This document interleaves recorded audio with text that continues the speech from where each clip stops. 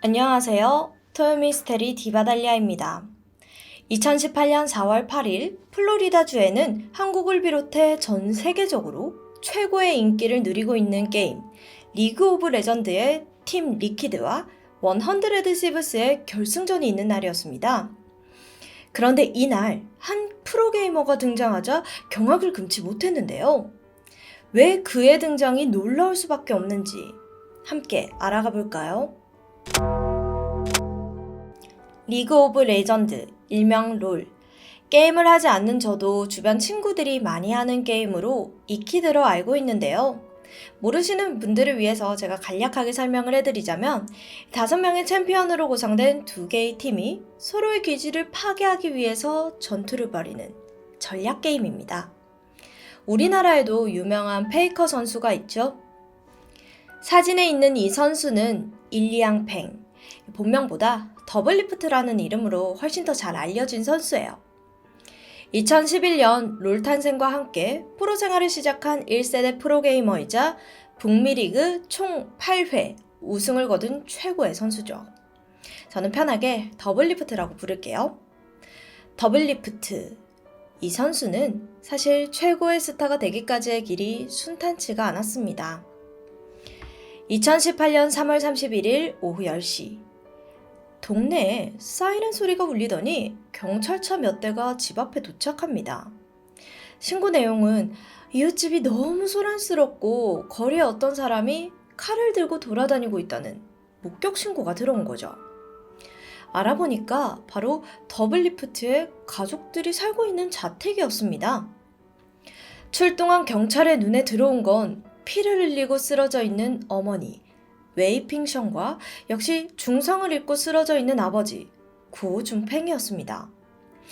경찰은 경악을 금치 못했죠. 이 칼에 찔려 웅덩이를 이룰 정도로 피범벅이 된 상태였거든요. 바로 지역 병원으로 이송되었지만 어머니는 끝내 숨지고 말았습니다. 하지만 다행히도 아버지는 겨우 목숨을 건질 수 있었어요. 경찰은 신고 1분 만에 현장에 도착하자마자 칼을 든 용의자와 마주칩니다. 놀란 용의자가 도주를 시작했고 곧장 경찰이 뒤따라 붙었죠. 추격전 끝에 드디어 용의자를 체포했는데 여기서 사람들이 충격에 빠진 건 더블리프트의 부모님을 살해한 그 범인이 다름 아닌 더블리프트의 친형이라는 소식이었어요. 너무 충격적인 소식에 미국 게임 커뮤니티인 레딧은 완전히 떠들썩했죠. 당연하게도 처음에는 말도 안 되는 반응들이 대부분을 차지했어요. 하지만 더블리프트 본인이 트위터를 통해 입장을 밝히면서 이 충격적인 사건은 사실로 판명이 되었습니다. 사건으로부터 얼마 지나지 않은 4월 2일 더블리프트가 올린 트윗은 다음과 같습니다. 이번 주말에 저는 끔찍한 소식을 들었습니다. 제 형이 부모님 2분을 칼로 공격했습니다. 이 공격으로 인해 어머니는 돌아가셨고 아버지는 중상을 입어 현재 병원에서 회복 중입니다. 전 아직 이 소식을 받아들이는 중이며 아버지와 남동생이 괜찮은지 적절한 조치가 취해지고 있는지 확인하기 위해 함께 노력하고 있습니다. 이 일을 처리하는 동안 소셜미디어에서 조용히 지낼 겁니다. 지금까지 그래야 할 듯 여러분 모두 저를 이해하고 응원해 주길 바랍니다. 부모님을 살해한 것도 그렇지만 이 사건이 왜 충격적이냐면 더블리프트가 최고의 선수가 되기까지 형의 노력이 정말 컸기 때문이에요. 그의 부모님은 문화 대혁명을 경험한 대만 출신 이민 1세대로 전형적이고 엄격한 아시아계 스타일 타이거 부모였거든요. 따뜻하게 격려하기보다는 화내고 혼을 내는 게 그들의 방식이었고 또 이분들이 교육을 중시했어요. 그래서 공부에 벗어난 다른 길을 가려고 한다? 그럼 집에 있는 온갖 집기를 다 던지면서 화를 냈고 폭력을 보이기도 했죠. 그런 부모님이 프로게이머라는 직업은 당연히 허락할 리가 없었습니다. 더블리프트는 3형제 중 둘째였는데요. 프로게이머의 꿈을 부모님에게 말하자마자 격렬한 반대에 부딪힙니다. 특히 첫째 형이 좀 좋은 대학교에 다니고 있었기 때문에 비교가 된 것도 있었다고 해요. 어머니는 게임 그런 거 집어치우고 공부나 해! 하면서 화를 냈고 결국 그는 집에서 쫓겨났습니다. 이때가 만 18살이었는데 우리나라로 치면 이 고등학교 졸업과 동시에 쫓겨난 거죠. 당연히 집에서 쫓겨났으니까 생활비나 학비는 지원받지 못했어요. 일리양은 굉장히 억울했습니다. 프로게이머를 꿈꾸긴 했지만 사실 그의 고등학교 생활은 정말 칭찬받을 만했거든요. 왜냐면 고등학생 때 공부를 굉장히 열심히 했습니다. 그래서 캘리포니아 지역 주립대인 UC 어바인 대학에 이미 합격한 상태였고 가족들 생활을 위해서 온갖 아르바이트를 해서 번 돈의 일부를 부모님에게 드리기까지 했어요. 하지만 부모님의 마음을 돌리기에는 역부족이었습니다. 결국 학비를 마련하기는커녕 당장 머물 곳도 없게 되었죠. 쫓겨난 후로도 어머니와 연락하고 싶어하는 그의 마음과는 다르게 부모님은 냉정하기만 했습니다. 이러한 최악의 상황에서 일리양은 우선 게임 행사에서 받은 상금으로 연습할 컴퓨터를 샀어요. 그리곤 머물 곳이 없어 한동안은 친구 집에서, 때로는 형의 집에서 도움을 받으면서 더 열심히 연습하기 시작했습니다. 한 번은 자신의 상황에 대한 게시물을 올려 모금을 받기도 했고요. 심지어는 면식도 없는 리그 관계자의 집에서 신세를 지면서 결국 프로게이머로 데뷔를 하게 된 거죠. 프로생활 초창기에는 좋은 성적을 낸 적은 없었지만 점점 실력을 인정받아 유명해졌어요. 팬들도 많이 생기고 인정받을 만한 선수가 된 거예요. 그럼 부모님이 용서할 법도 한데 데뷔 후 2년 반이 지나도록 부모님은 그를 용서할 생각이 전혀 없어 보입니다. 이러한 가정 환경에서 더블리프트에게 유일한 지원군이 되어준 건 바로 형 이용팽이었습니다. 형은 유일하게 동생을 응원해주면서 계속해서 부모님을 설득했어요. 동생이 열심히 하질 않냐, 동생이 어머니 보고 싶대요. 한동안 그러니까 결국 부모님의 마음이 열리셨고 동생은 다시 한 가족으로 지낼 수가 있었죠. 한 인터뷰에서 더블리프트는 형은 자신의 인생에 가장 큰 영향을 준 사람이라며 고마움을 표하기도 했습니다. 가족과 다시 연결되고 프로게이머로서의 우승에 대한 갈망은 더해졌지만 데뷔한 지 3, 4년이 지났음에도 계속 우승하지 못하고 실력도 들쑥날쑥한 거예요. 그래서 사람들은 그의 실력에 의심을 품기도 했죠. 기복 있는 선수라는 악평과 의심 속에서 힘든 시간을 보냈지만 이때도 형의 응원과 조언으로 힘을 낼 수 있었고 다시 자신감을 되찾았습니다. 이듬해인 2018년 팀 리퀴드라는 곳으로 완전히 이적해서 프로 생활을 이어갑니다. 이 팀이 완전히 최하위를 기록하고 있었거든요. 더블리프트는 팀 리퀴드를 자기 손으로 결승까지 올려보냈어요. 덕분에 최하위에서 순위가 올라가고 있었던 거죠. 그도 다시 실력을 인정받고 결승전을 앞두고 있었는데 동생이 항상 고맙다고 말했던 그 형이 부모님을 살해했다는 이 끔찍한 비보가 날아들었던 겁니다. 형이 친부모를 살해한 동기에 대해서는 정확히 밝혀지지 않고 추정만 할 뿐입니다.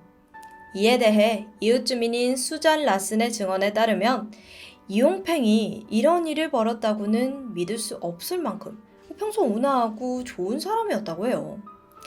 그는 최근 오랫동안 사귄 여자친구와 헤어졌고 이 일로 우울증 증세가 좀 있었다고 하는데요. 라슨은 부모가 이 일로 그를 위로하러 왔다가 사건이 일어났다고 추측할 뿐입니다. 어쨌든 이들이 중국계 미국인이다 보니 중국 언론에서의 관심이 뜨거웠는데 중국 보도에 따르면 범행 당시 사건 현장에는 형 이용이 헤어진 여자친구와 함께 있었다고 해요. 평소 이용과 여자친구가 싸우면 부모님은 항상 여자친구의 편을 들 정도였다는데요. 그만큼 부모님과 여자친구의 사이가 좀 좋았던 것으로 알려져 있어요.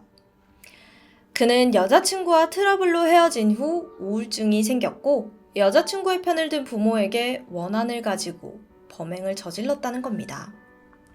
일각에서는 부모의 재산을 뺏으려는 의도로 범행을 저지른 게 아니냐라는 추측도 있었죠. 하지만 당시 이용은 안정된 직장에 다니고 있었고 사건이 벌어진 부동산 역시 14년 전 구매 당시로부터 이용의 명의로 되어 있었습니다. 이미 가지고 있었던 재산 때문에 부모를 살해했다고 보기에는 좀 어려운 상황인 거죠. 이용팽의 혐의는 부모님에 대한 살인 및 살인미수에서 그치지 않았습니다. 그는 사건 당시 부모님과 말다툼을 벌이다 칼로 그들을 집 앞 길목으로 몰아세웠고 그곳에서 공격해버려요. 그리고 그는 도주를 위해 길가에 세워져 있던 차를 탈취하려고 합니다.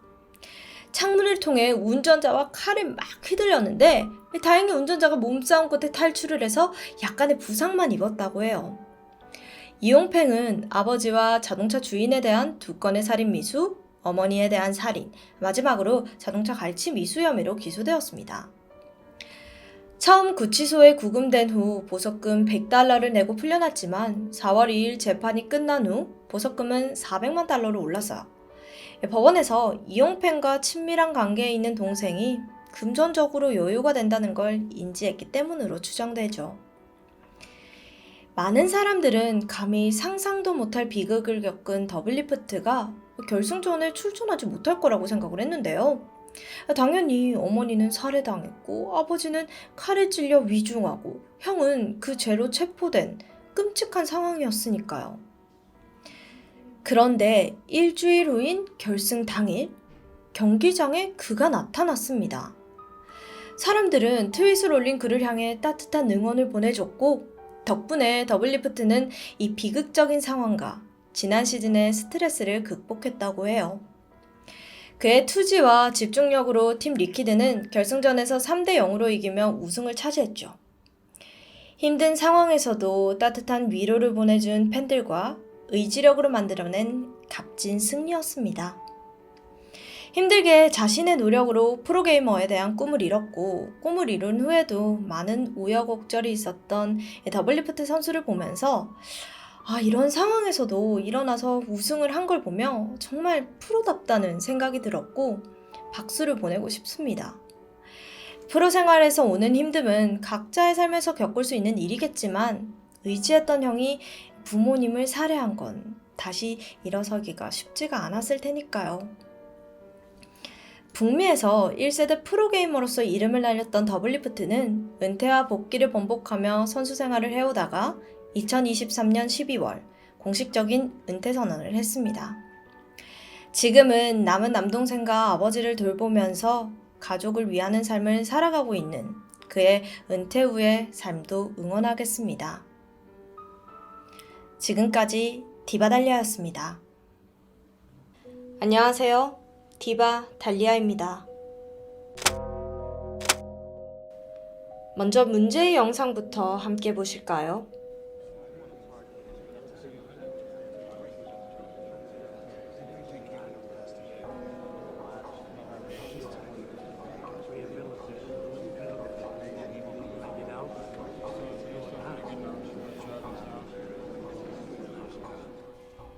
틱톡에 올라온 이 영상은 수많은 네티즌들의 큰 관심을 받았습니다. 애떼고 귀여운 소녀가 해맑은 얼굴로 법정에서 자신의 처분을 기다리는 이 아이러니함 때문이겠죠? 사실 이 재판 영상은 틱톡이 유행하기도 전인 2014년부터 이미 한번 화제가 된 적이 있습니다. 그런데 몇 년 전에 누군가 스윗 버 사이코라는 노래를 입혀 다시 올렸고 또 한 번 주목을 받게 되었죠. 스윗 버 사이코. 이 노래 제목을 주인공에 맞게 직역을 해보자면 귀엽지만 미친년 라는 뜻이 되는데요. 네, 영상 속 인물은 결코 SNS에서 인기를 끌만한 인물은 아닙니다. 문제의 귀엽고 미친 소녀를 좀 더 알아볼까요? 그녀의 이름은 이자벨라 구츠만. 1995년생으로 한국인 어머니와 푸에르토리코 출신 아버지 사이에서 태어난 한국 호녀라입니다. 그녀의 어머니 허윤미 씨는 미국 콜로라도주에서 사진관을 운영하며 딸 이자벨라, 그리고 새로운 남편인 라이언 호이와 함께 살고 있었죠. 이자벨라의 친아빠인 로버트 구츠만 씨와는 14년 전에 이혼했고 홀로 오랫동안 힘들게 딸을 키워왔는데요. 이제는 새 남편을 만나 좀 더 안정적인 가정을 꾸리려고 노력하고 있었죠. 하지만 이 집엔 아주 큰 난관이 있습니다. 그게 바로 딸 이자벨라인데 허씨가 이혼한 후부터 딸이 정신적인 스트레스에 시달리는 것 같더니 이내 성격 자체가 아예 변해버린 겁니다. 그게 긍정적인 방향이면 좋았겠지만 현실은 그렇지 못했는데요. 이자벨라가 7살이 되던 해 불안한 정서를 보이던 딸은 한동안 엄마와 떨어져서 아빠와 생활한 적이 있었죠. 근데 안타깝게도 이 기간 동안 엄마에 대한 반항심과 경계심이 더 심해진 겁니다. 이후 다시 엄마와 살게 되었을 땐 엄마에 대한 강한 거부감을 보이며 점점 폭력성까지 드러내게 되는데요. 자신의 친엄마에게요.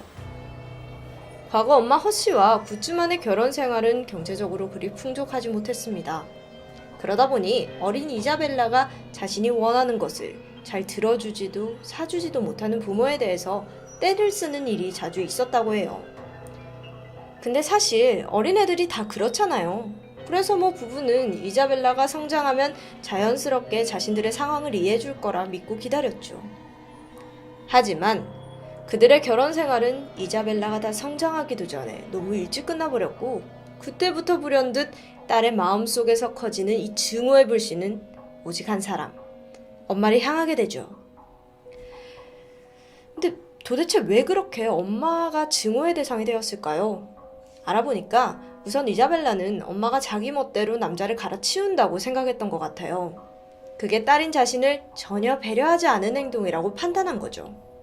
그리고 그 증오를 표출하는 방식은 일탈과 폭력으로 이어지는데, 이자벨라는 마치 보란듯이 온갖 남자들이랑 어울리고 다니면서 사고를 치고 다녔고, 심지어 2012년 2월 다니던 학교까지 사퇴합니다.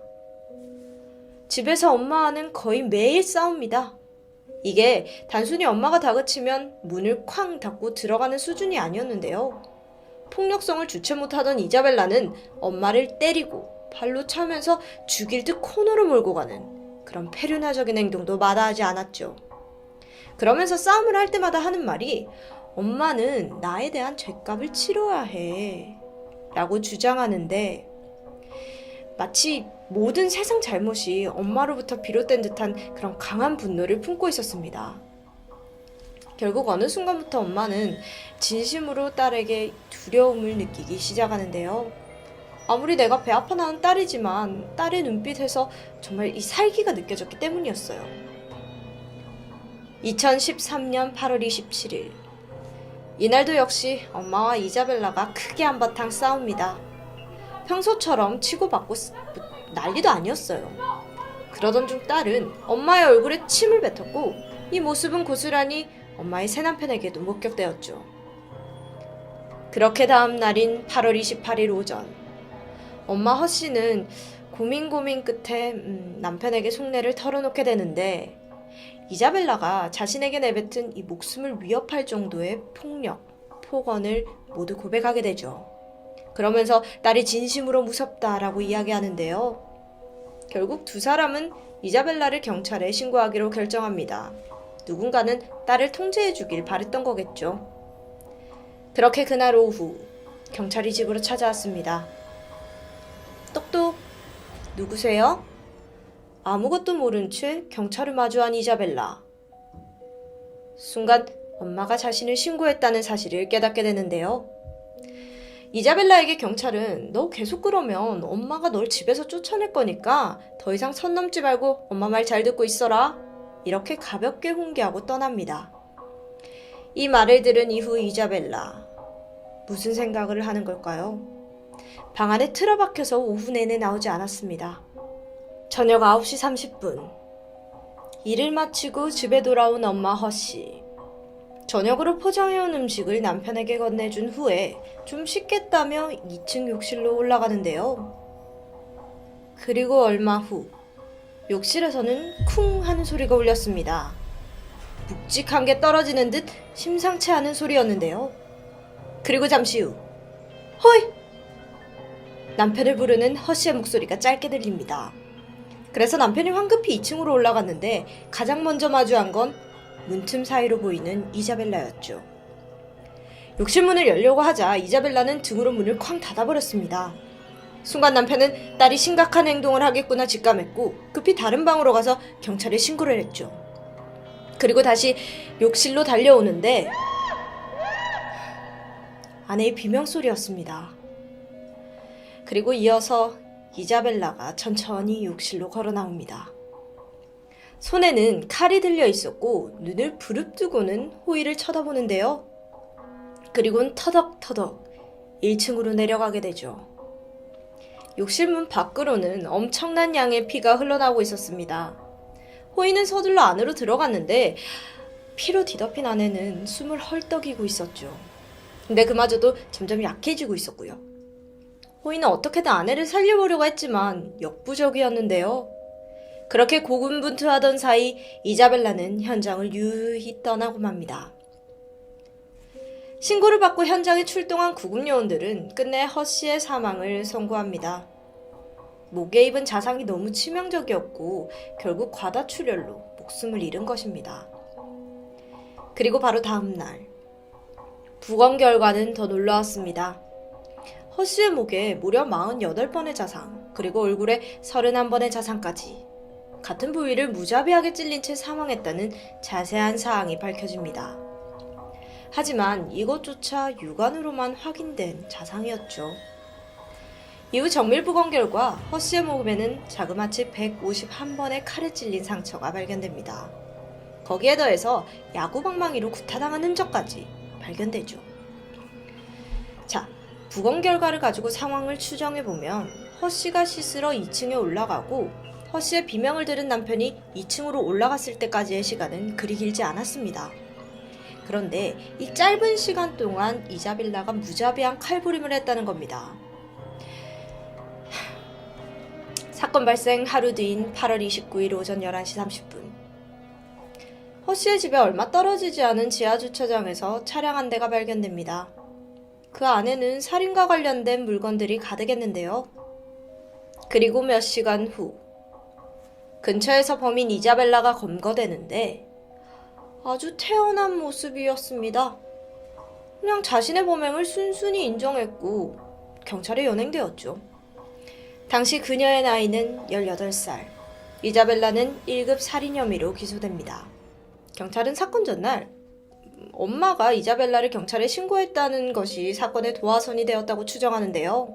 하지만 이자벨라는 직접 저를 낀 살해 동기에 대해서는 딱히 입을 열지 않았죠. 그저 오랫동안 엄마를 증오했던 것만큼은 확실해 보입니다. 이 패륜 범죄의 잔혹성으로만 보자면 거의 법정 최고형인 사형을 받아도 전혀 이상하지 않은 상황이잖아요. 하지만 결론부터 말하면 2014년 7월에 열린 재판에서 그녀는 무죄 판결을 받게 됩니다. 그 이유는 정신 이상이었죠. 이 사건을 담당한 검찰은 이렇게 대답합니다. 한 사람을 흉기로 그렇게 많이 찌른 걸 봤을 때 정신에 문제가 있다는 게 분명하고 이자벨라는 뭐가 옳고 그른지 제대로 구분하지 못해요. 라고요. 정신 상태를 감정한 전문의 또한 그녀가 망상형 정신분열증을 가지고 있다고 진단했는데요. 명백하게 환각 증세를 보이고 멍하니 허공을 바라보는 증상도 보인다고 합니다. 이걸 뒷받침받은 이자벨라는 재판 내내 기묘한 행동을 보입니다. 그리고 앞서 보여드렸던 스위퍼 사이코 노래를 입힌 영상이 있잖아요. 그게 바로 그 재판 영상인데요. 그녀의 태도를 보면 참 많이 기이하고 이상하죠. 어머니를 151차례나 찌른 살해범이 재판 내내 카메라를 보며 장난스러운 표정을 짓고 변호사와 웃으면서 대화도 하고 그러다 갑자기 미친 듯이 울기도 하니까 이건 뭐 화제가 되지 않을 수가 없었던 거겠죠. 근데 또 살인마에게 반성의 기미는 없어요. 누가 봐도 이자벨라의 모습은 법적 처분을 기다리는 죄수로는 절대 보이지 않을 정도로 태연합니다. 그녀의 불안 증세를 증명해줄 또 하나의 사건이 있는데 사건 발생 이틀 전 그녀가 헤어진 남자친구에게도 굉장히 폭력적인 행동을 보였다는 부분이에요.